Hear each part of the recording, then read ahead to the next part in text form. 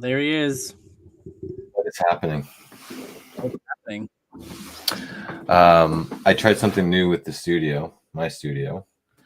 I found that when I listened to the episodes, there would be like that echo thing from, I guess, me hitting the table and whatnot. And I think it was because my microphone, I secured it to my desk. So I brought in a new table. I've secured the microphone to that table, completely not touching what I'm sitting on. So we'll see. The upgrade. The upgrade. Yeah, it kept bothering me. And I'm like, for all plethora of listeners that we have, I don't know if it was bothering them too. So I figured I'd try something different tonight.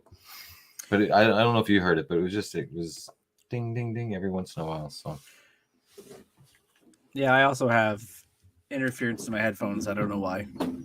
Certain angles, all you hear is like almost like a Morse code, like a da da da da da da da da.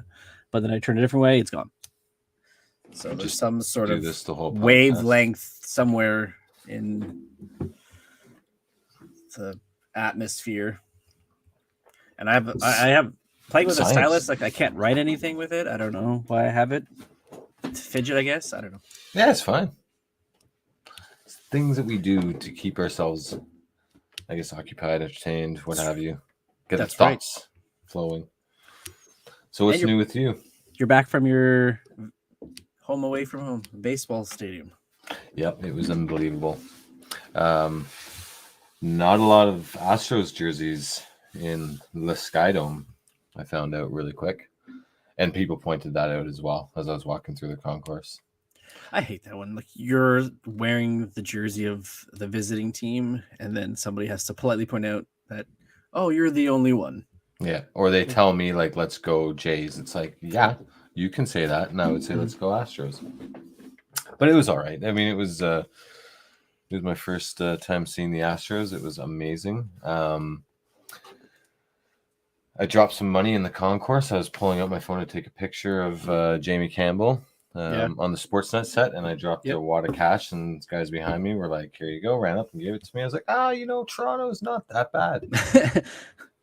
You totally redeemed it. Yeah, you totally redeemed Toronto. Totally redeemed yourself. We weren't going to give it to you because of the Astros jersey, and I was like, well, that would have been a dick move. But they did. They gave it back. So. I like how they have to politely point out, we were going to be dicks. I was going to be a criminal, but I decided against it. I decided against it. I was going to thieve your hard-earned money, but you know what? On second thought, I will be a human being and return what is rightfully yours. Oh, I would have been right pissed if I were to go buy a beer or hat or whatnot, a program, and find that I lost all my money. Oh, I would have been upset. So totally they are not a cashless venue like what's going on here in Ottawa. Yeah, no. They I would have been upset. But crisis averted. It was great though. It was a great time. Much needed, I'd say. Much needed. There is life outside of Ottawa, I learned. No. Lies. Yeah, it's crazy. Life outside your house? I will say though that not a lot of masks being worn, both on the transit as well as in the ballpark. So take that as you will. I thought you had to unmask transit. So did I. Ballpark. Or maybe it's you have to, but people are just no. I thought it was transit and doctors' offices or medical buildings. Old folks and whatnot. Yeah, but no, interesting. Not the case. Not the case. Yes, that was a conversation that I was just having too. Is a lot of people in stores, less employees, more customers wearing them. I've been finding. Yeah.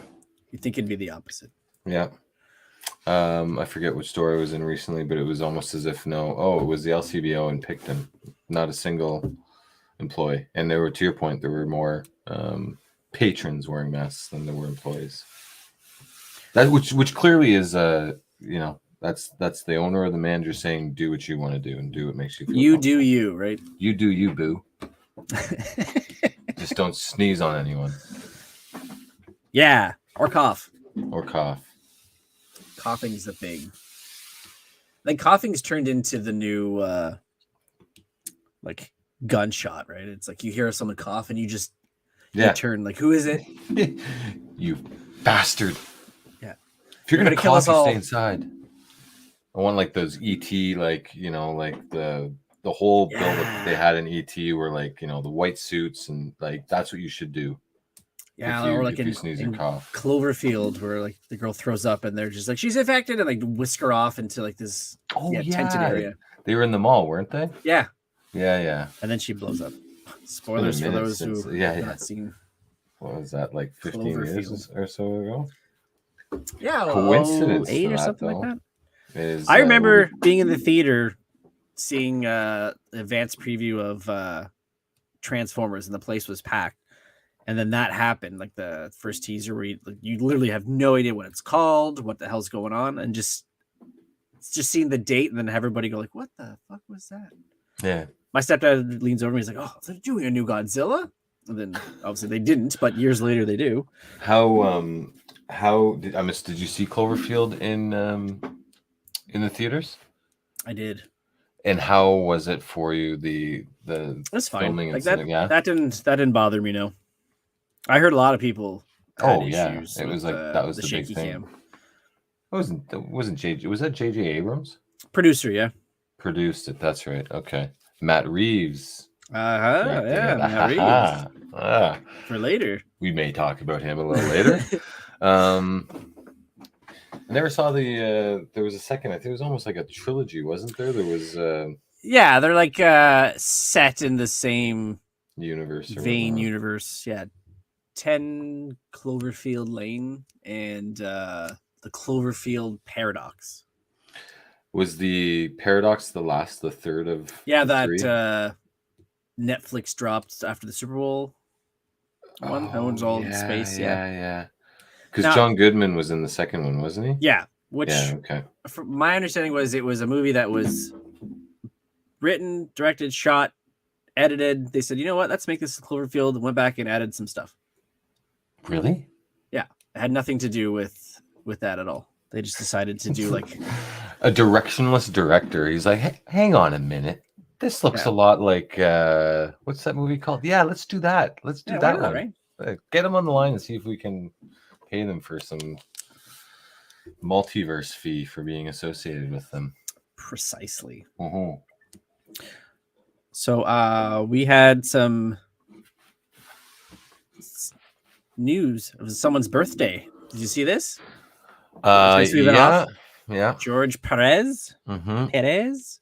Man. DC released this gorgeous artwork of I guess all the characters he had a hand on.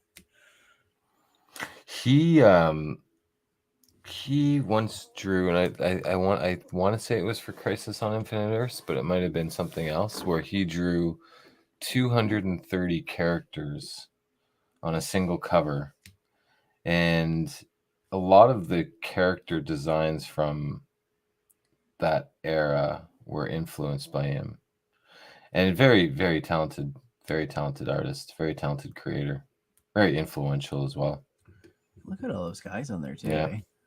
Yeah. You got the Trinity up top, and then Superboy, Supergirl. You got Alexander Luthor from Earth 2. You got Farah. Was that Raven Teen Titans? Where? Which one? Just above the easel to the bottom right hand. I just the cape is what's throwing me off. Is it dead? Like the bottom right hand. Beast Boy, Nightwing. Actually, I'm just going to. I have a here. Like we're literally on a computer. It's not like I have like the intern over there. Like, hey, I want to zoom in on that. I literally have the means to say this right here. That is Raven for sure. That is Raven. Brenda, where's the interns? Oh, and you got Vigilante. Yeah, and you know what? Marvel did something nice as well in Avengers episode 55, because George had a long run on Avengers, and it was just a scene where they had everyone near in and around the Avengers table and in the mansion, and they all raised their glass. Obviously, it was coffee for Captain America because he doesn't drink alcoholic beverages, but everyone was just raising their glass to George. So, but he did in the movie, or mentions that he doesn't get drunk. I had the opportunity to meet him in 2014, 2013. Oh yeah, Ottawa Comic Con here. Yeah, he was here. He drew me a headshot of Green Lantern. It's right over Nice. there, but I can't quite reach it. And I'll have to show it next time. They have a decent conversation or one of those? What do you want? Yeah, no, it was Sean? good. I mean, I just told him that that's the thing, right? In the moment, you're waiting in line for whoever it is that you want to meet, and you're like, oh my god, I got to make sure I ask this or mention this and tell them about this and that, and then you get up there and you're like, yeah. Green Lantern, please. Yeah, you're 13 years old again. That's right. Yeah, but he was asking happy a to be girl there out for the and first time. That's exactly it. Like, would you like to go to the dance and dance with me during Boys to Men? And that was really nerve-wracking. Yeah. But it's like talking to George Perez. But yeah, it was great. He wore his standard Hawaiian t-shirt as he is wearing here and That's almost in every photo of him. Man, it's gonna be a sad day for sure. Oh, well, on that note, Mr. Neal Adams passed away this Friday. Friday, yeah. 80 years young. Yep. Very influential. And I see they got most of the characters that he's known for. Green Lantern, Batman. Green Arrow was about Green Arrow. Yep. Yeah. He was very Jim Steranko of his time, where I found that he he almost reintroduced the original Batman costume, like the traditional blue and gray and yellow, but put his own spin on it, and the curves and everything was his own little touch, and really set the standard, I think, at least for Batman anyway, on how he was going to be drawn until Frank Miller came in the mid 80s. That was like his definitive Batman, I found. Yeah. Yeah. On the personal side, he was a bit of had some weird views, I guess you could say. He thought the Earth was ever expanding and continually growing and whatnot. It's better than flat. It's better than flat. Yeah, that's true. He was also at a Ottawa comic convention a few years back, but he wouldn't draw anything or sign anything for less than $50. So. Yeah, like the drawing for sure, but I mean, if I want you to autograph a book, he's like, no, I'm not going to autograph that book unless it's $50 or $60. Or you can buy one of my prints. And it's like, I mean, I get it, but the mass-produced print probably. He did one in photocopy. That's right, and yet he was very influential in getting more rights for artists and creators, because at that time they were paid, pennies on the dollar. It was hardly anything. Yeah, they said he was big influential to seeing Superman created by. For sure, yeah. But I guess I don't know. I didn't really want to spend a ton of money just for an autograph. Maybe I'm a cheap bastard. I don't know. No, for sure. It is weird to see people who maybe not necessarily have endless money, but are doing better than most, essentially asking for a handout. Just, like, you want me to tag it? Well, what's my cut on it? Yeah. What's it worth to you? I want to charge you $80. Yeah, no. When most of them, they should just be, and they're given per diems. Like, let's be honest, at these conventions, they're usually flown out. They're usually given accommodations. They're given a per diem. They're usually, it's a chance for them to socialize with their fans. And I've heard creators on some podcasts say, like, that's one of the best parts about going to the conventions, is that sometimes you get caught in your own bubble, especially during the pandemic, where you kind of lose sight on who it is that you're writing to and writing for, and who are reading your stories. So it gives them a chance to go back out to the public and reconnect with the people that are reading your stories, and almost reset why it is that you got into art drawing, or wanting to work for Marvel or DC or Image or whatnot. So yeah, but at the end of the day, it's the almighty aller. It is. Have you ever gone to one of the conventions here, or a convention at all? No, I have not. They always made it on Mother's Day, which was a bit difficult, Yeah, I was gonna say, I always thought they were around this time. I haven't seen any much for the one this year. Is there one this year? I want to say there is, but maybe it's pushed back. Oh, then that might be something I end up going to. Yeah. But who knows? We shall see. The suspense. Something else came out during the span of us being off, and I'm just gonna play it now, and if we remember to unmute ourselves, we will discuss.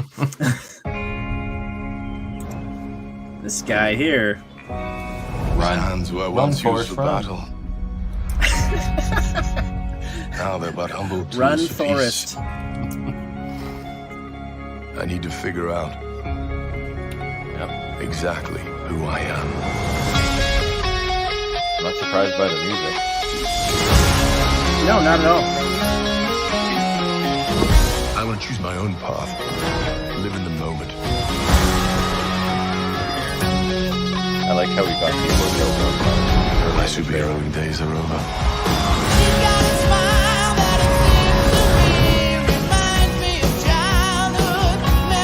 So much scenery.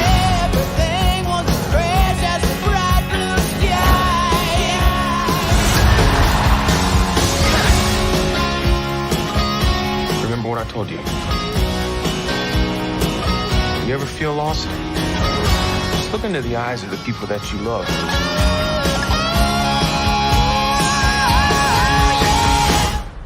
Not me. What?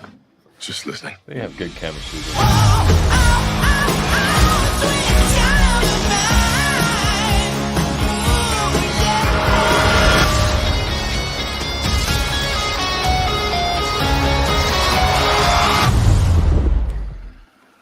Oh man, July. it's not yet rated. Did you notice that? No, I didn't. It's not yet rated. I don't think it's gonna be R. I love the montage, the workout montage in the first trailer. Yeah. I mean, because everyone's wondering, like, how has he gone from Fat Thor to, or what was it, Floor or Four? What was the nickname that he was given after the Endgame? It was like Four or Bro Thor or Thrad or something like that. He was Thrad. Big Thorbowski. Yeah. The dude. I liked that. The music, I can get on with the music for sure. I find that like the what Thor was in the first movie, like Kenneth Branagh's movie to now, is like night and day. And I also feel in the comics, what they're doing with Thor for what feels like the last 10 years is so polar opposite to how the last two movies like Love and Thunder and Ragnarok are, where it's very colorful and he's happy and he's found himself and he's jovial and he's larger than life. Whereas in the comics, it's just been a decade long of like just breaking him down and breaking him down and breaking him down. So it's nice to see that contrast, and it's surprising that this is one of the properties where they're not really pulling a lot from the stories of the comics today. Whereas normally you see they tend to pull a few things, or the comics introduce a few things from the movies, where I don't think that's the case at all with this movie. Yeah, like when I saw that, like these get the first shot, and then as soon as it went into Guns N' Roses, part of me was like, okay, like I didn't mind the first one.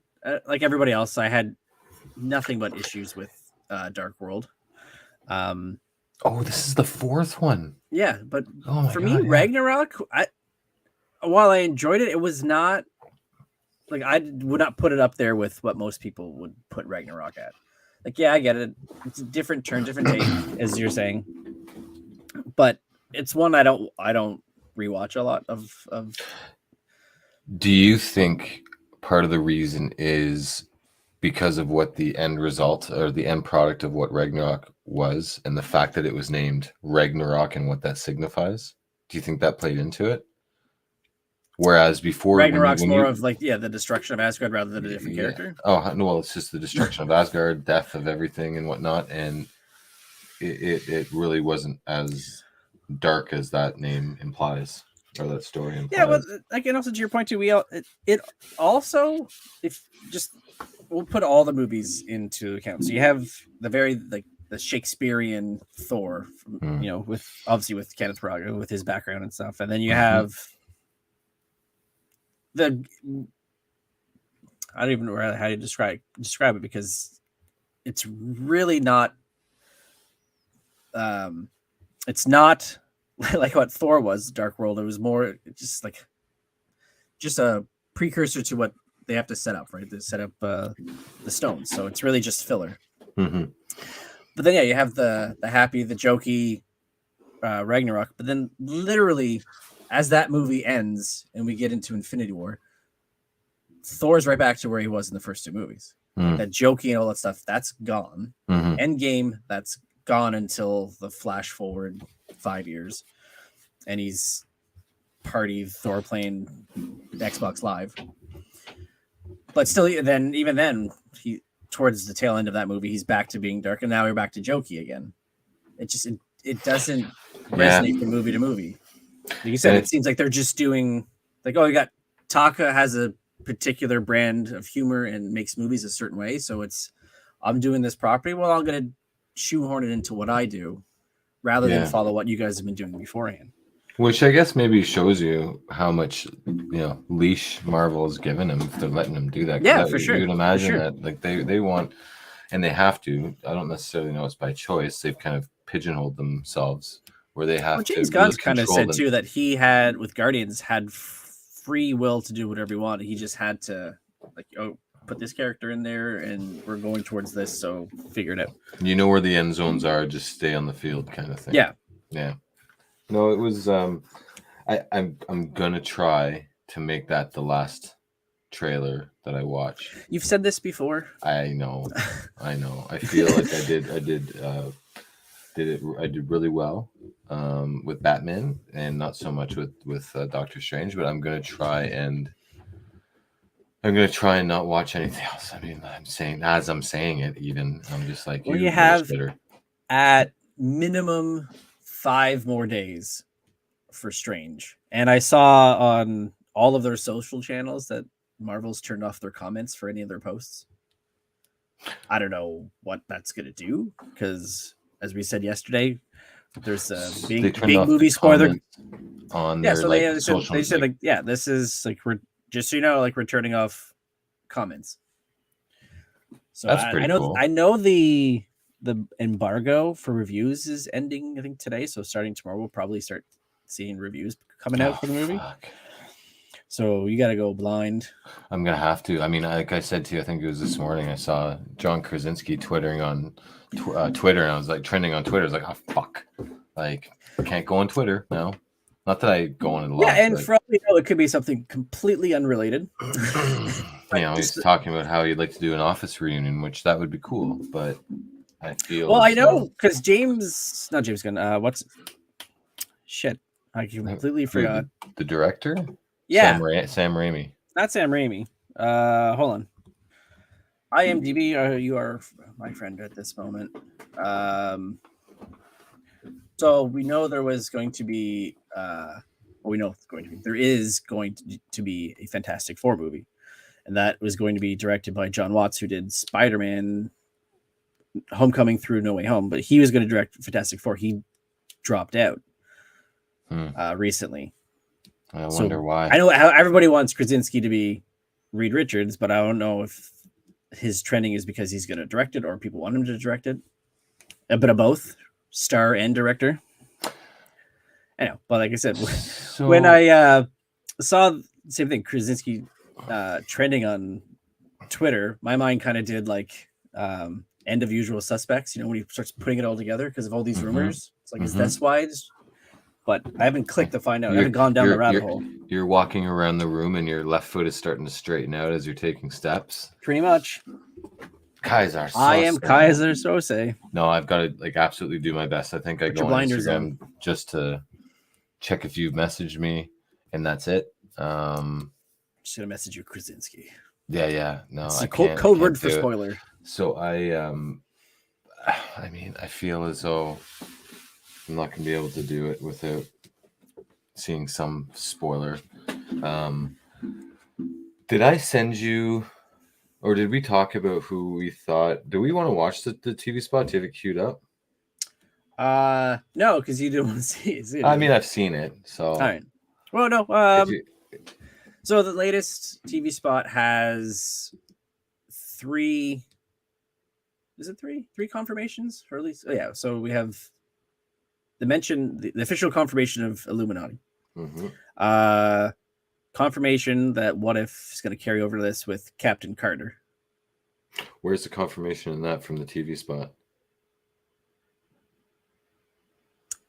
Or was that maybe like confirmation from the side about?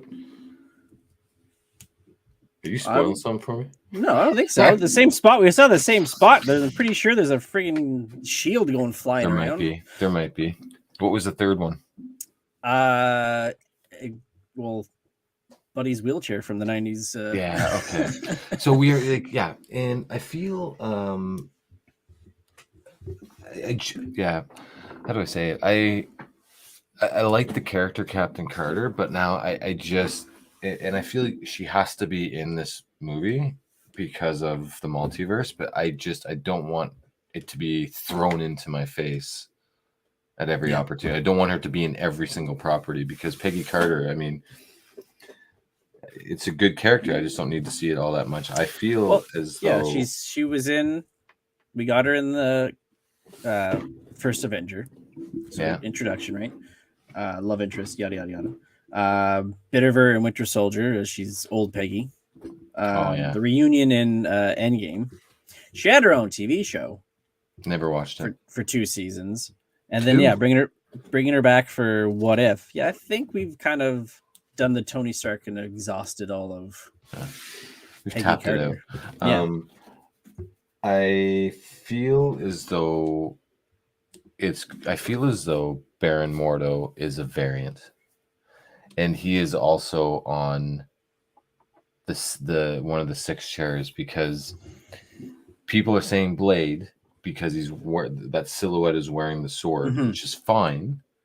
But then when you look at the very beginning of that TV shot, when he's the one that's introducing the Illuminati, he's got a bit of a sword right there. So, I think everybody is so on the Blade train because of his end scene in Eternals, that maybe it's just staring at you right in the face, and it's not the Baron Mordo from 616, we'll call it. Yeah, that is from another universe, and maybe he's from the universe where it's the Evil Strange is the Baron Mordo of that universe, and Baron Mordo is the Doctor Strange of that universe, and like they're basically reversed. I feel like Black Bolt is going to be on there, who played Black Bolt, and I feel like John Krasinski is going to be introduced at that point, and then Charles and Peggy. My other fear, and I said this morning, is I have a strange suspicion that Marvel's going to do what Deadpool 2 did, which is set something up and introduce characters, but Wanda's going to take them out. Because there's obviously some sort of fight scene going on in the Citadel. Yeah. And they're showing more and more clips of like a bloodied Wanda in that area with the Ultron bots and all that stuff. And I feel as though if they do that, they're going to piss a lot of people off. We talked about this last time, and I feel like that's the problem, is that they're walking that fine line, right? They're walking that fine line of like, we are going to show you as much as we possibly can, but for 2 seconds. Yeah. And we're going to show you how strong. Because there was a lot of like when, X-Force got introduced, and then that kind of pissed me off a little bit. Yeah, I think that's exactly what's going to happen here. Yeah. They do like a bait and switch. Like, hey, look at who we're introducing. Oh my God, look at this team. And the next scene, they're dead. And then they're going to go, but don't worry, it's the multiverse, so they exist out there somewhere. And maybe they need a way of showing, because we've been talking, I'm part of the... Speculating. We've been speculating. We've been told that Wanda is one of the most powerful characters in the MCU, and even in the comics, quite frankly. Yeah, But there's never been that litmus test to see just how strong she really is. So if they bring in all these characters for her to wipe out in a minute or two, then you're like, holy shit, now we can start doing some things with her. Maybe she can be the one that sparks the rebirth of the new multiverse or whatnot. Ushers in new characters and eliminates others. And just plowed through WandaVision again in preparation. Did you? And I did. Did anything stick out? Well, I'm just trying to figure out. So, Vision doesn't exist. Mm-hmm. It's all conjured up by her. But I don't understand the self-awareness and the ability for him to do whatever he wants when like everyone else is controlled by her. I just don't get how this artificial is just sentient enough to do whatever he wants throughout this whole thing. Yeah, because he starts to recognize what's going on with the town. Yeah, but she conjured him up like she did everything else, except for the kids. That part I also can't figure out. That's a good point. I never thought about that. If they're plucked from the multiverse, couldn't she just pluck a Vision from the multiverse? Maybe she could now, but then she didn't know that it existed. Because I don't know that she was aware that it existed. I don't think she did. Because she says throughout it that she doesn't know where the powers came from. But Agatha does a bunch mentions that she's more powerful than she realizes that when she does whatever at the end of the series. She says you don't realize what you've started or something like akin to that. So that'll be interesting. And then the end scene when they're in what's the name of that place? Wonderdorf, where High Evolutionary's from. Yeah. She's reading the Darkhold. The Darkhold, that's right. So did you get through all 6 episodes? 9, yeah. There's 9. There's 9. Well, they're short. They're only about half an hour each. Yeah, I guess that's true. Maybe I might do that. I got to figure out when I'm going to go, because this is going to be one of those situations where I cannot afford to go that long without being spoiled. I mean, and especially if it's a big movie that's going to play for number one for a while, people are going to keep talking about it for a while. Yeah. It's like Morbius, where it comes out and no one talks about it. And then theories, all these theories that come out. Yeah, I got to do. I can't. So many theories. And then obviously there's going to be the end credits and the mid credits. Have they said anything about how many credits are going to be in the movie? I have not seen anything yet. I'm curious because there is an app, and I'm going to plug it. It's called, what is it called? After Credits. And you can actually go in and it lists all of the end credit scenes for any movie that has one. It's an app, because I always go to mediastinger.com, but you have to go to the web. It's less convenient to have to open your browser. Yeah, type it out. Don't misspell what you're looking up. What's it called? Media Stinger. They also include TV shows and stuff. Like if you're watching The Boys or whatever, season 1, episode 4, if there's something after. Twin Peaks. Or Twin Peaks. Or Moon Knight. I'm one more to go. I'm a couple episodes behind. One left this Wednesday. Spoiler, I will say this, what's your spoiler review? Here's my spoiler for Moon Knight. Okay. Marvel released a promo hype in the last episode as series finale. They removed it, replaced it with season finale. Oh. So we might be getting more Stephen Grant. I mean, Mark Spector. I mean, Jake Lockley. I mean, one of them. One of them. Oh, that's interesting. It could be nothing. It could mean everything. Who knows? I think that's pretty big. Like that's season series is there is a quite significant differentiation. I know the last episode of WandaVision was called series finale, and they said they're not doing any more. If you think about all of the TV shows, the 2 most popular would probably be Loki. Mm-hmm. And would you say Moon Knight, or would you say another show like Captain America and the Falcon? Or No, I'm not going 'cause to I put don't- Hawkeye because I don't think Hawkeye was at the top. No, I would say Loki in this one. I've not seen anyone say anything bad about Moon Knight. I have seen a lot of negative comments about Captain America and Hawkeye because no one likes Hawkeye. Yeah. So yeah, I would say these two, and then like Echo's coming, so you're not going to have a season 2 of Hawkeye anyway. Yeah. So, you know, So Kingpin will interesting. carry over, and is it not? I thought I heard somewhere too that the Moon Knight is it's the longest runtime for the series or for any of the TV series. Like apparently, I think any of them. I think because almost every episode's about an hour. Okay, and it's going to be longer than that. Interesting. And the last episode comes out after, like next week or this week? No, Wednesday, so it'll be Oh, done shit. before Strange. Oh, I've got to watch. I've got to somehow find. I don't know if it's going to tie in because, like, with the minor exception of what happened on last week, there's a very, if you have to be really paying attention to get the reference to Black Panther. And what's the reference? The afterlife, like, you know, like the astral plane. Okay, yeah. Okay. That's it. Does Chadwick show up in the? No. No. Okay. It's literally it's just one character specifically mentions the astral plane. Interesting. And the color's purple. Oh yeah, there you go. So another thing too is like, you know, are they gonna take this opportunity to reintroduce a new Black Panther through Doctor Strange 2? Maybe. Who knows? What was it, Michael B. Jordan wanted to, or people were calling for Michael B. Jordan to just have Killmonger come in and be because he was in What If? Oh, no, he was Iron Man. No, he was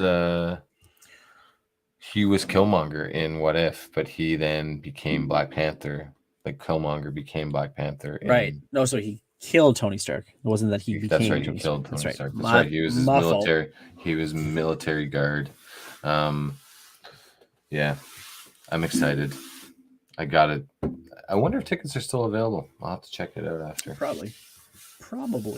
I think I've heard. I think there's rumblings about my wife trying to make dinner plans with some of her friends on Friday night. So I've got to somehow not anymore avoid that. You know, start a rumor like they got COVID or something. Wives. Yeah, honest to God. All right. So our next big discussion. This I have a TV spot for just to get us hyped up. This would be the first one that I've seen. It is for the Batman. It won't be long before you've nothing left. I don't care what happens. It's only 30 seconds.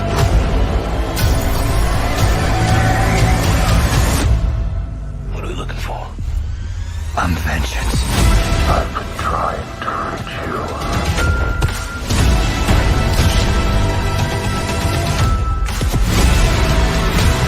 Come on, vengeance. Let's get in some trouble.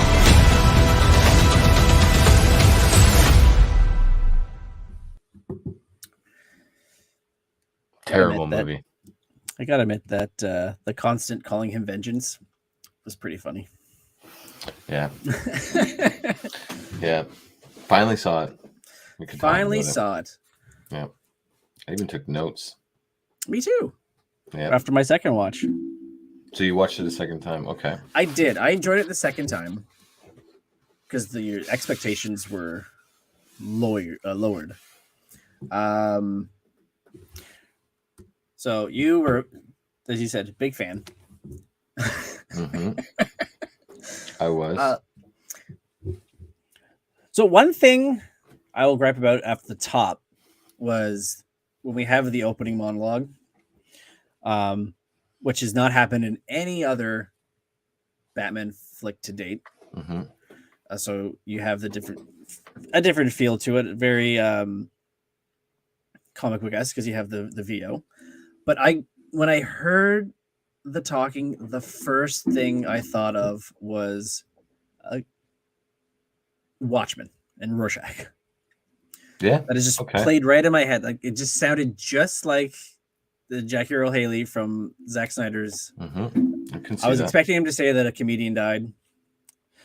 and because it's raining too. And you thought it was going to go to the comedian's apartment. Yeah, he's Yeah. falling out of the window. I can see that 100%. That's I couldn't get that out of my head, so I had a good chuckle with that. And then I'd also liked the use of the bat signal and explaining that, you know, it's out there, and it's not that you're expecting Batman to come get you. It's that in any corner, any shadow, he could be there. So it's, you know, a bit of a deterrent.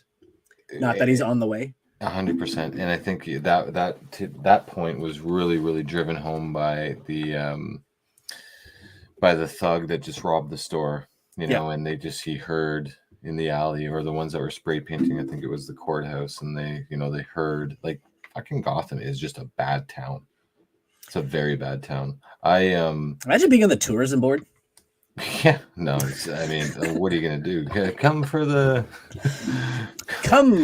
robberies, stay for the murders. Come for the, Gotham Square. Was it Gotham Garden Square or whatever? Madison Square Gardens. Yeah, Gotham Square Gardens. Yeah, they really hammered home that it's Gotham. You know, Gotham Square Garden. I'm sure there was like Gotham Heating and Cooling. The thing I loved about this movie, there's lots of things I liked about the movie, but the thing that I loved about the movie was that they put the trust in the viewers in knowing who this character is, and by doing so, they basically had to they could afford to get out of that opening act super quick. Like, they jumped right into it. The preamble was very short, like it was day 2. Like, I think that the best way that I can articulate it is if I went to the comic book shop and there was a 6-issue miniseries and I wanted to read it, but there was only issue 3 or 4 that was available. So I picked it up and I jumped right into it. And I think it lent itself to being able to really flush out a great Batman story. And I found that it was, of all of the Batman movies, and I'm even talking the Nolan trilogy movies, it was the truest detective movie for a Batman film. Because if you think about the Nolan trilogy, I think really the greatest lengths that he went to in terms of detecting was when he was analyzing the bullet that went into the brick. Yeah, so one scene in 3 movies. And whereas this was like very dark and very Batman-like and very 70s, and even when he was walking into the crime scene, like even the police officers were like, who the fuck is this guy? Like, Jim, what are you doing bringing this guy? And he's like, the way he's looking, it's and then you find out that it's just cameras and he's actually taking pictures and he's analyzing it. It's very like, it's a very in-depth story. And I really liked that. And to start it all off, I just liked the fact that they trusted us without having to, learn that he got trained by ninjas and that he's rich, and just jump right into it. And like, I got to save some of my notes, so I'm going to stop there. But well, it's like to your point about the comic books, it took to account that the reader likely knows this. It's kind of the opposite of what Stan Lee's mantra with the book, right? Every comic could be somebody's first comic, so they gotta explain everything. But character is 80 years old, 90 years old or something now. At some point, we don't need to see the Waynes get murdered. We don't, and I think aside from the fact that there has been 6 Batman movies, the studios, regardless if it's Marvel, Warner Brothers, or whoever, they've what Spider-Man did with Homecoming to prove that you don't need the origin story and still have the success that it did over 3 movies, and then the other movies that it showed in, has now proved to the other studios you don't necessarily need to spend a lot of time on the origin story of a well-known character. Like, if this was a Booster Gold movie, then yes, you're going to need to do an origin. But because it's Batman, everyone knows Bruce Wayne, the name. Everyone knows his parents, Thomas and Martha, and that he's rich. And like, they know all the toys that he has. Like, they don't need to. Let's just get into it. What do you think of the Riddler take? Unbelievable. And I know you had mentioned this, but I found it very, much like the Zodiac Killer, like you had said. You know, the huffing and the puffing and the eeriness and the ciphers and the riddles and even the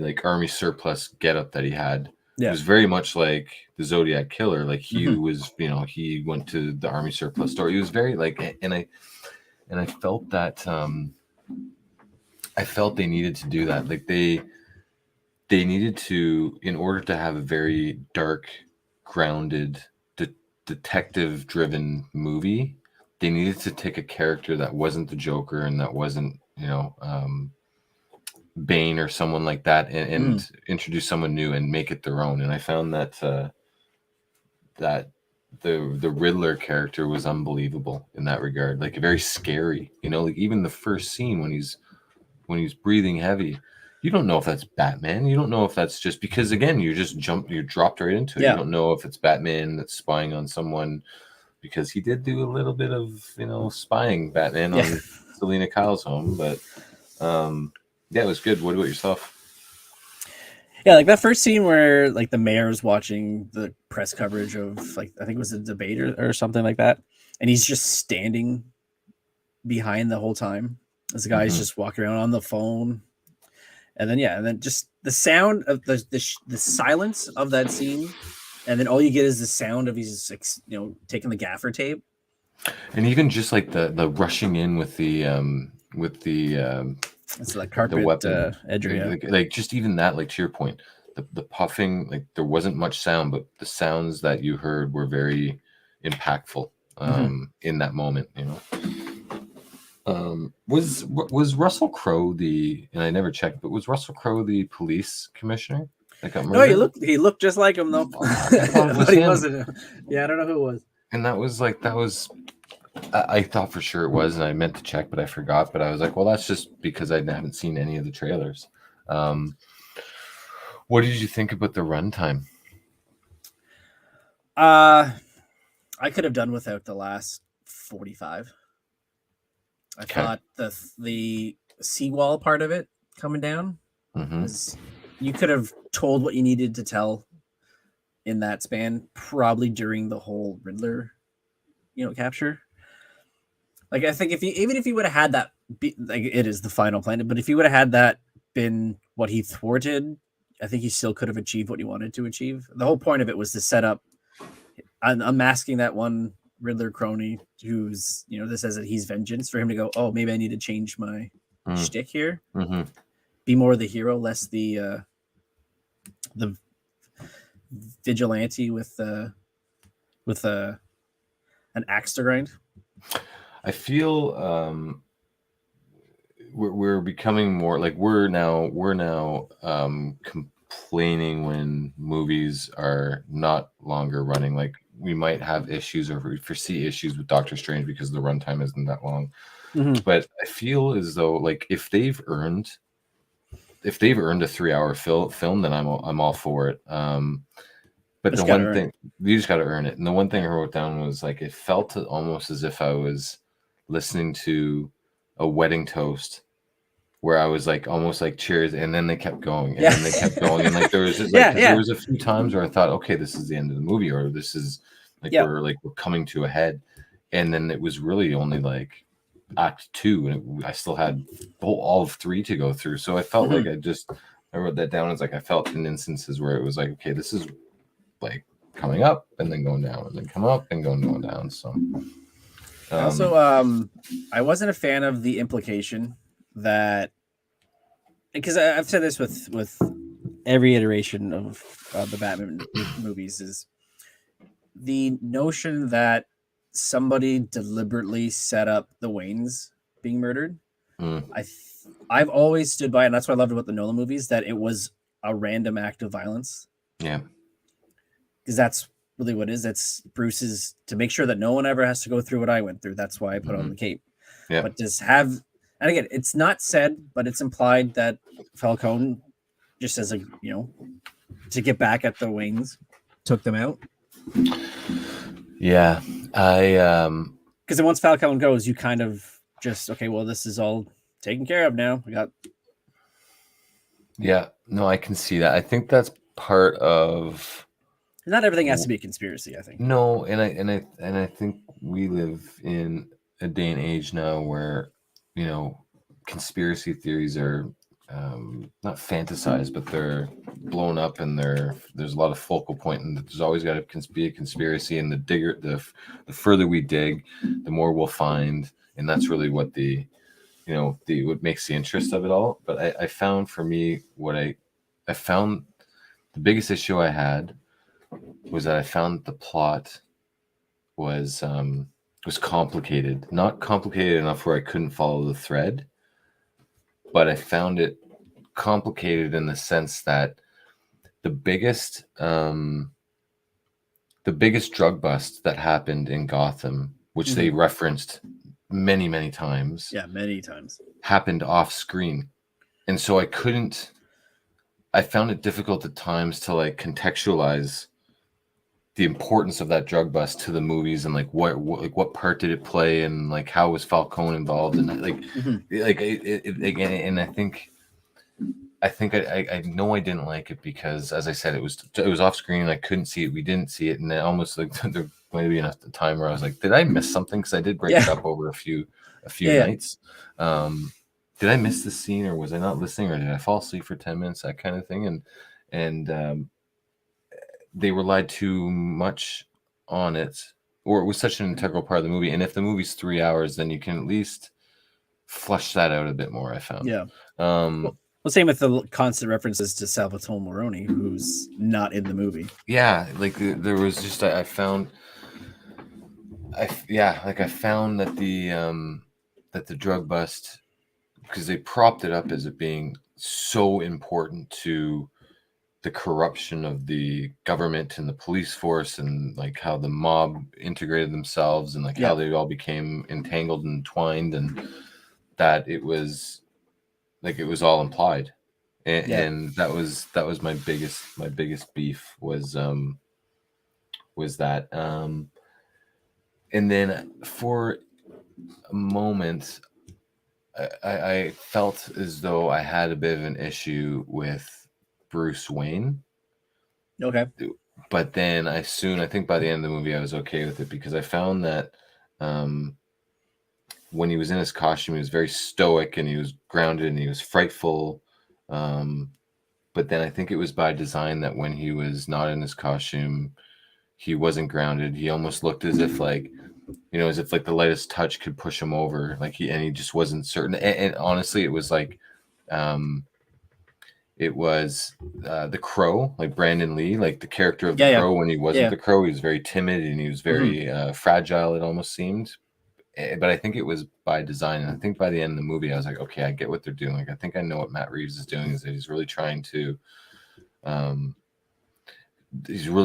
portray how Bruce Wayne is trying to find the human in him, versus when he's in the costume, he knows what he's doing. And so that was, I think, a minor nitpick, but then quickly squashed by the end of the movie. You know who Matt Reeves based his Bruce Wayne on? And this will probably explain it to you. No. Kurt Cobain. Oh, really? Yeah. That makes perfect sense. See?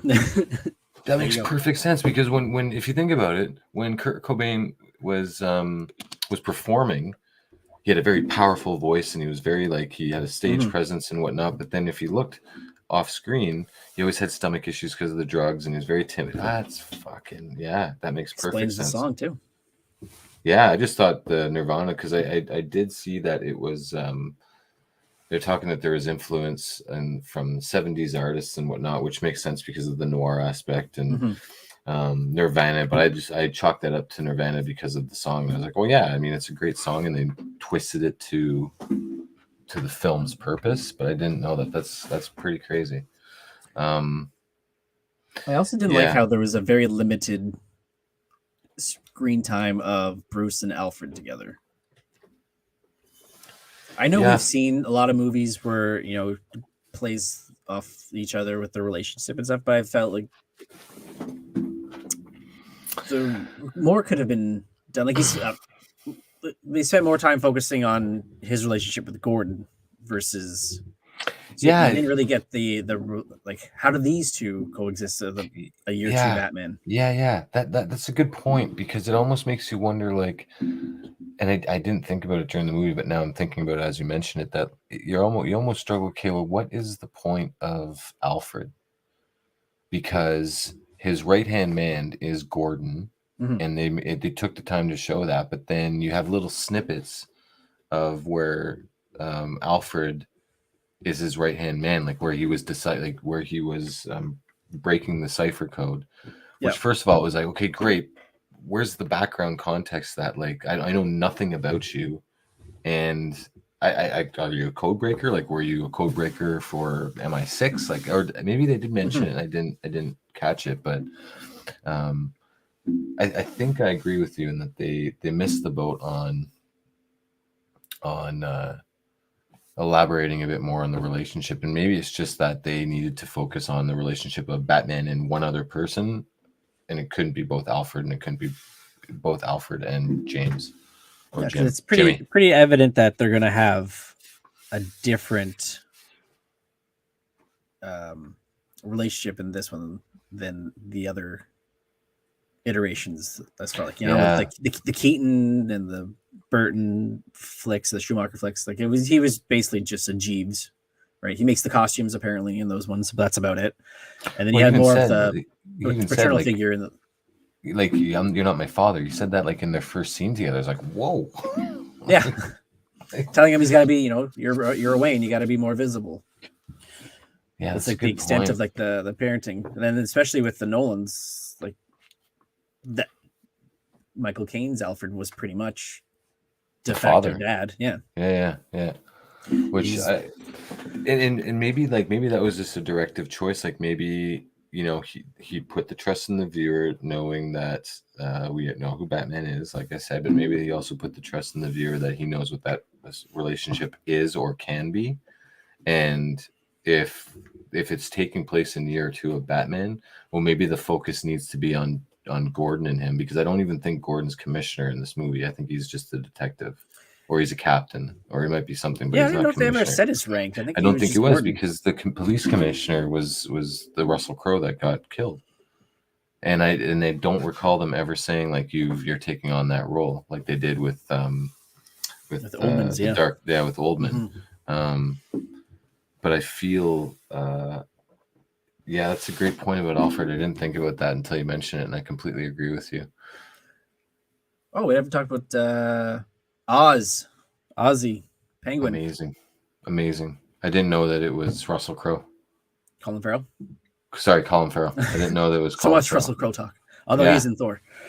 No, I didn't realize it was him. But it was great. And he's finally have him as a mobster.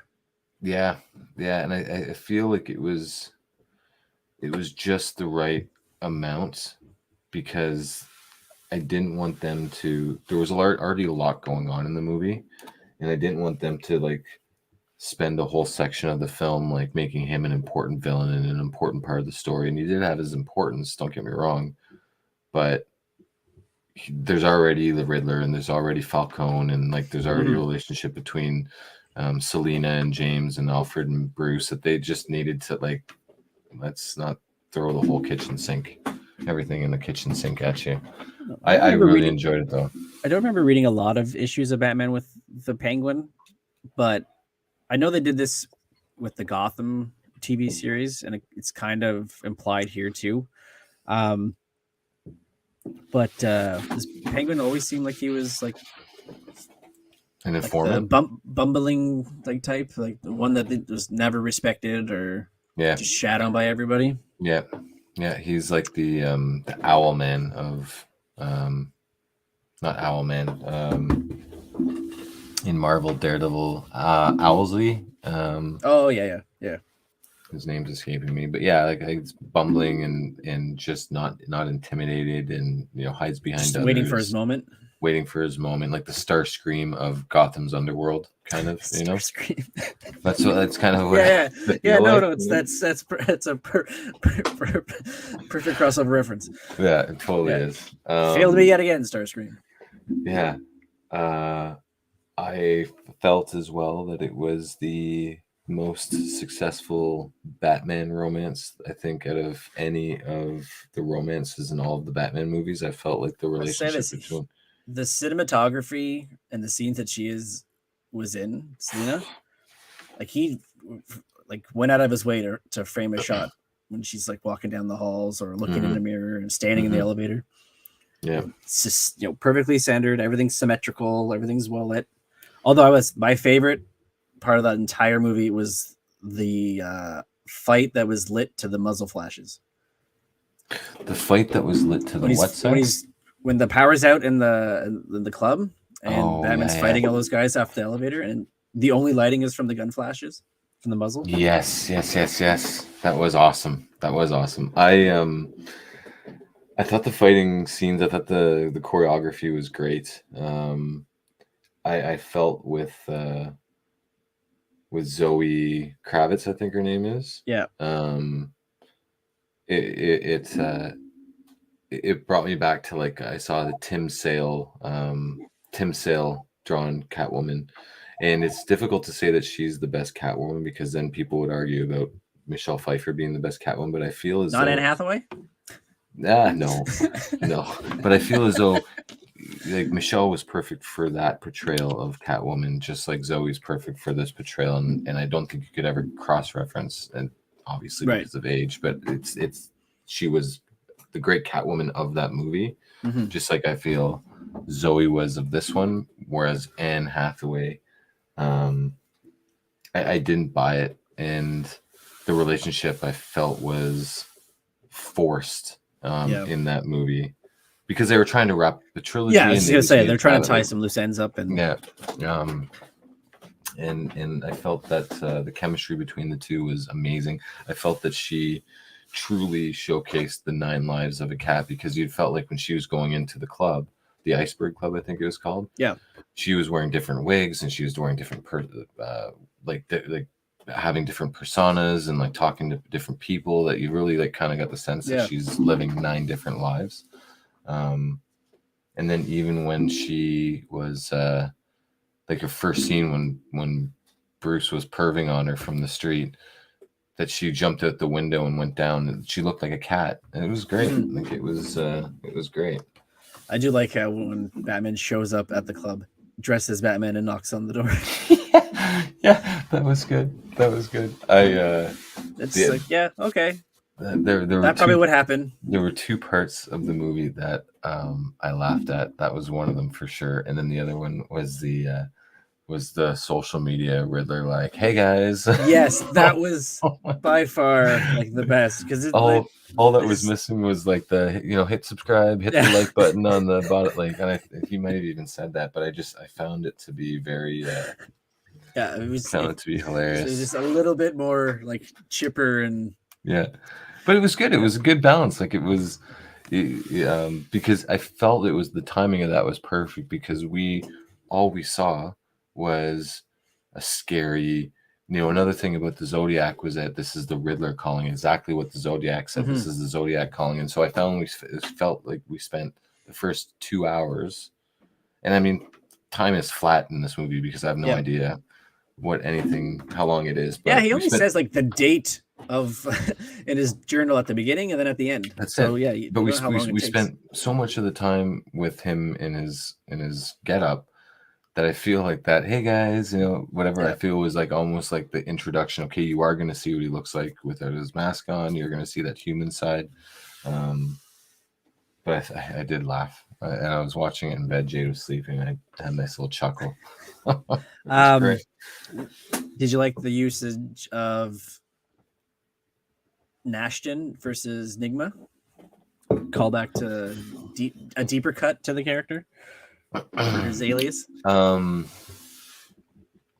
If I'm being completely honest, I didn't even pay attention to it, and I feel I feel at one point in the movie, I was like, okay, like, are they gonna make reference of him when they find out like Nigma? And but I completely forgot about it, and I didn't pay any attention to it. Yeah, I think they came out with Edward Ashton, but I do have a part where he pull out like all his like driver's license, or whatever, and says like which one's you or something like that. And did one of them say Nigma? I don't think they showed it. I think it was just like in somebody's hand. Okay, and maybe you wonder if that's just so that they can remove themselves as this is not your Jim Carrey's Riddler. This is someone different. So we're gonna use Maybe, or have that name come up later because now they know who he is, right? I did like the scene with the Joker. I did like the scene. My only issue with that is that he sounds like a 14-year-old. That's just my only gripe. So just the youthful voice. Again, it could be because that's not what we're used to. You know, old man Cesar Romero, old man Jack Nicholson, the voice that Heath did.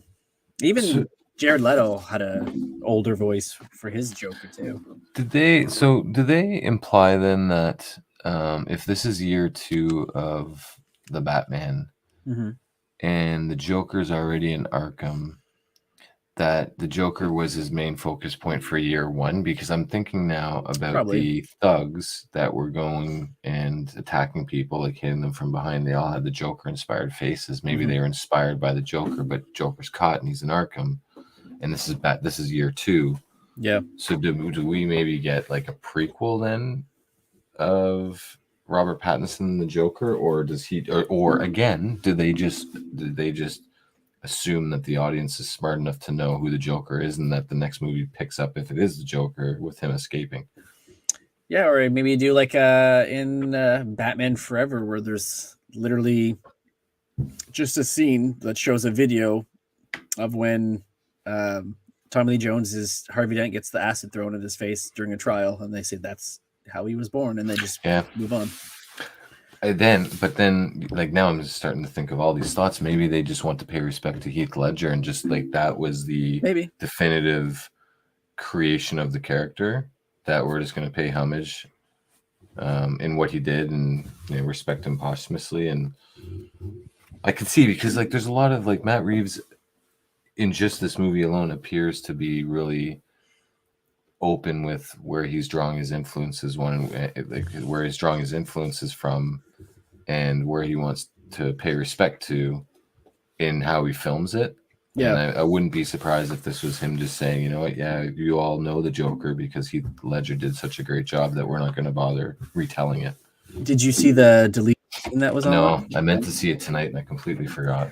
And that's to your point too. Like, it's also the way that's shot is, while you have him, which you can clearly show him if you wanted to, he goes out of his way. Of any wide shots where you can see, it's blurred because he's looking through like the interrogation glass.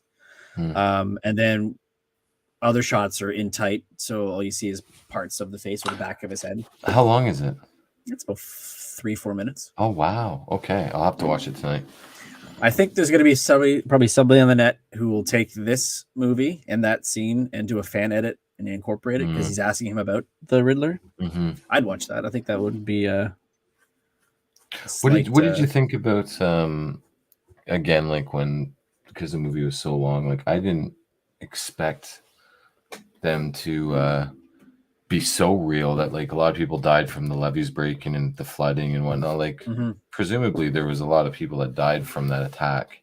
Yeah. And I was not surprised, but I was just taken back a little bit by like, holy shit, like they're really doing this. Like they're not everyone, Batman doesn't save the day, right? And he's there like, in broad daylight helping out with the cleanup and whatnot. And I was a bit surprised that they would go with, showing that a lot of people died from that attack. Yeah, like there's very few that do it. The only two I can think of would be when they talk about all the destruction from the Avengers in Civil War. But the one I think of the most, as you're describing it, the first thing that popped in my head was the scene in Spider-Man 2 after Peter's kind of given up that he has no powers, and rescues that kid in the fire, and he finds out that, as this fireman says, some poor soul didn't make it out. Yeah. Yeah. And then he's just talking about how, like, am I not supposed to have what I want, blah blah blah blah. Very rarely do they have these heroic movies where surely they can't save everybody. Even another good one was Batman Superman, just the aftermath of Man of Steel. Or I guess not the aftermath, but I do like how everyone talks about, like, just that third act of that movie. It's like, but even nobody like gave a shit what was going on. They're No. flying through buildings. They're coming down. Which it was Christ, who directed that movie? It was Snyder. Zack Snyder. It was Snyder saying, you know what, you didn't like Superman Returns? Well, fuck all you. I'm going to show you destruction. I'm going to show you, all that chaos that can come raining down from the skies. Overall, if we were to have like a rating system, final thoughts. Yes. I'm on. I got my like it. slideshow ready. I love it. I'll let you go. Jerry Springer's final thought. Hey, so you ever wonder? My final thoughts really quick because I really loved Go it. ahead. I found that they I found that they found the recipe of success in terms of how they can potentially film future movies where they're not going to spend a whole lot, and I think they're really going to hone in on the true nature of Batman, which is like that detective work that he does, that darker figure. I really loved it. And another thing too, just really quickly, I know we're on final thoughts, but I also like in Batman Begins when he creeps up on characters or thugs or whatever, he's very quiet. But in this one, you heard him walking out and like the lights coming to him and almost like Batman doesn't run. That's true. No, yeah, and almost like it sounded like cowboy spurs, like when he was walking. Yeah. And I was like, that's a The different sheriff's take. in town. Yeah. Like, the sheriff's in town. Yeah. So I like the take of the character, and I feel like we have been very fortunate to have a lot of Batmans, good and bad, throughout the years. I feel like this is a very refreshing take on it. And we talked about, earning the runtime. I felt that it really did earn the runtime. And I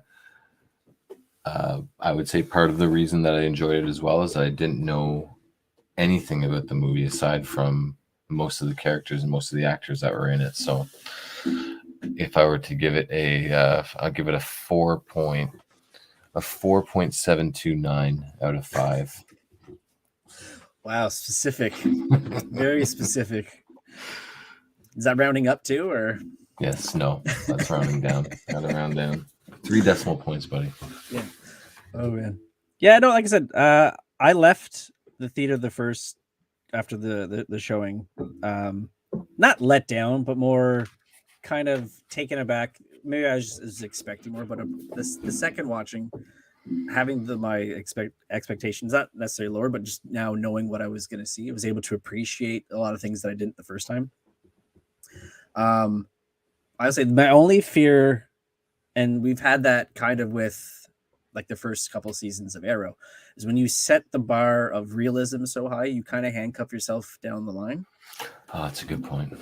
My only fear is that like we can't maybe not necessarily have like a better take of Mr. Freeze because of the reality that's set in here, or maybe not a Bane, change it up a bit from what Nolan did, or a Killer Croc Clayface, anything that's different than what we already have. I think that's just my fear is we're going to be stuck with just the gangsters of a Joker, a Two-Face, Penguin, Black Mask, if they're going to try to do that again after what Birds of Prey did.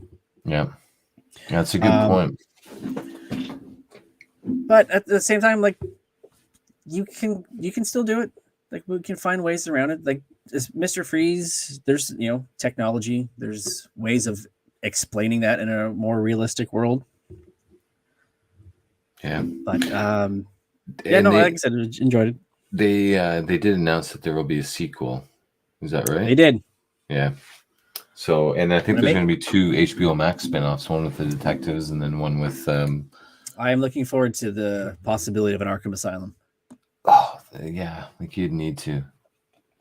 You can all those B-list characters that you could, that wouldn't necessarily spell out success in the box office could get their just due, and have a half a season dedicated to them or a few episodes, and very much like Gotham, which I never watched, but Oh, you should. They do go into a lot of the deep cut villains. Like they do have, they? they have, Scarface the ventriloquist. They I have just Professor Pig. I felt like I could never get into it because he just was like he was Bruce Wayne as a kid, and it's like, okay, well, great. I'm not going to ever see Batman. I'm just going to see the villains. But Yeah, that's true. That's how I went too. Then I also didn't like the big deviation from the source material, but episodic television, you kind of have to. yeah, that's true. Yeah. Like they did a take on Dollmaker. But the thing with Bruce Wayne throughout the series is that, yes, he's a kid. You may not see him become Batman, but you see him, become a detective. Like he's investigating stuff along with trying to figure out what happened to his parents. Yada yada yada. Well, how long did it go on for? Like 7 or 8 years? No, I don't think it was that long. No, I want to say 5. Okay, never mind then. Because I But was 26 episodes, then you get. Because I was going to say, like, if season 1, if Bruce Wayne is like, let's just call him 9 or 10, if it went 7 or 8 seasons, then by the time it's over, he's 18, and maybe you get like that Tom Welling scene at the end of Smallville where you see him dressed as Batman. It went 5 seasons. Oh, that's it. And the last season is only 12 episodes, so 100 episodes total. Wow. Is Yeah, that I liked. coincidence or by design. That's interesting. I'm sure it's by design, but yeah, I enjoyed that towards the tail end. But again, back to this. Yeah, that's my only fear with it is just the hyper realism that could handcuff you down the line. So, what would you do out of 5 stars? If I were to rate it the first time I walked out, I'd say 3.5. Second, I'd go 4. Whoa, okay. Because again, when you can sit and focus and know kind of what you can appreciate, yeah, and not like have your expectations. Like, oh, I'm expecting this to happen. I want this to happen. Was it? I mean, this is obviously a rhetorical question in some sense, but did you find the experience different in the theater than at home? And I guess because the second time you watched it at home, right? You didn't go to the theater the second time. Did you find that you lost some of the spectacle of watching it, and putting aside like potential distraction of kids, like assuming that you were watching it at home by yourself, uninterrupted, did you find that it was different watching it at home than in the theater? Because it's so dark, I found watching it on a screen at home, I was able to see a bit more. Okay. Surprisingly. Yeah. I kind of watched it at work. Oh. On my iPad, because I work a lot of weekends for 8-hour days. So yeah. So I kind of had my headphones and earbuds so I could hear more of it too. Yeah. So yeah, that kind of made it so like when you hear certain parts, you can focus on it, like, oh, that's where you got that red clue or whatever. I'm gonna have to watch it again. My focus now is on Doctor Strange, and then I'm gonna come back to this. Yeah. I feel because there's definitely parts that I missed. There has to have been parts that I missed, and that's just not because I wasn't not interested. It's just the runtime. The Batmobile, fucking amazing. I liked how the kind of, in the other movies it was a car. This thing kind of made it a character. Yeah, like it was there to scare the thugs. Like with the red lights, and it wasn't just a ride. It was there. Like I felt like the engines revving and you're staring at it. Yeah. Very intimidating, very noir, very 70s, very simple and basic. Like it was just a muscle car that had some maybe reinforcement in its body, but aside from that, it was amazing. And I liked how they didn't get like. He had the Batmobile, and then he had his motorcycle, and that was it. Like he didn't get into like, and they walked the line, perfectly on some technology and not, and like he wasn't full on. Like you could see the inexperience in him as a character. Yeah. But you could also see the potential in him as a character, and they went right down the middle. His base jump, right when he gets taken out by the bridge. Yeah, it was great.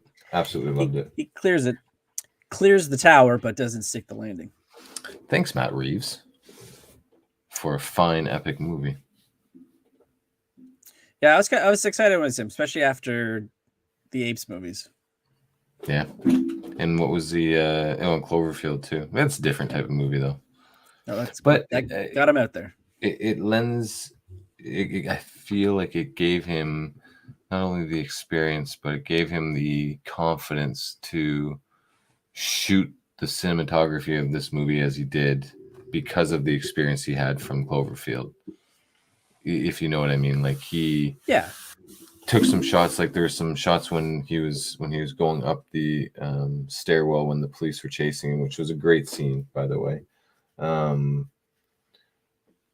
When they were fighting like up in the top rafters of the arena. Mm-hmm. I'm trying to think of other scenes, but just other scenes that could potentially be jarring, but they weren't in this movie because I think he filmed it just right. And I think that experience from Cloverfield gave it to him where it was really filmed with, a hand cam. Yeah, unlike the motion capture of the Apes movies. I don't even remember the Apes movies. I think I saw the first one and that's it. I saw the first one. You got to see Dawn of the Dead and War is spectacular. Just the watch them in succession and just to watch how technology changed from movie to movie. Which one is the War one? That's the third one, right? Yeah, that's the last one with also with Andy Serkis as Caesar. Oh yeah. Motion capture king. I should watch it. I like I said, I enjoyed the first one. I just never thought about the other ones. It's one of those franchises where it's like, oh yeah, I'll definitely get into it and I'll watch it, and then you just completely forget. Yeah. I will say this though. I did watch it shortly after COVID hit, and at the end of the movie where it's showing the map and everything spreading. I'm like, oh, this is real life now. Yeah. This is what's happening today. Yeah, this is scary. Yeah. Yeah. Now that we're behind us, I shouldn't say now that it's behind us, but now that we're more comfortable. Us. Yeah. Now with it riding shotgun for the rest of our lives. Yep. Anyway. Like I said, you hear a cough and you take cover. The hell are you doing coughing? Like God forbid you are in a public environment and you accidentally take a sip of your coffee or water and it goes down the wrong pipe. Yep. You're thrown in jail at that point.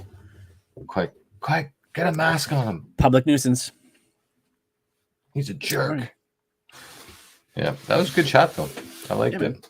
And what are we thinking for the next movie review? It's got to be Doctor Strange. If we both see it, Strange. If not, we can set up Strange with No Way Home. Another long one. Oh, right. Yeah. Another long one, but precursor to the multiverse. I did rent it, and at what point are we going to have it on Apple or Disney Plus? I mean, it's been 5 months now. Come on, Disney. You don't have the answer? I don't have the answer. It's Sony's and two competing movie studios sharing a character. Yeah, it'll be interesting. I think I'm going to do a watch this week. If I don't see Doctor Strange, I'm going to do the second Venom. I'm going to watch that movie, I think. Add that to the list. You got it. All right, buddy. All right, man. Well, thanks for the chat. We'll do this again sometime. Go, Stros, go. There, that's how you end the show. That's what I got. Go, Stros, go. I'm trying to think of shit. It's so difficult, right? That's good. We'll leave it there. Go, Stros, go.